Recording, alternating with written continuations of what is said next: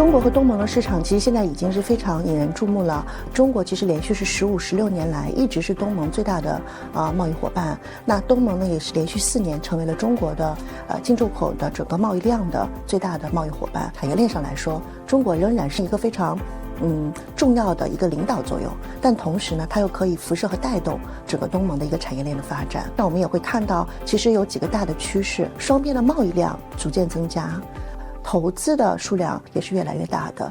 第3个就是我们叫做greenfield investment， 那么这个也会带来就是大额的资金投资。所以我觉得这些趋势也代表了双边的这个产业链的一个粘合度会更加深化。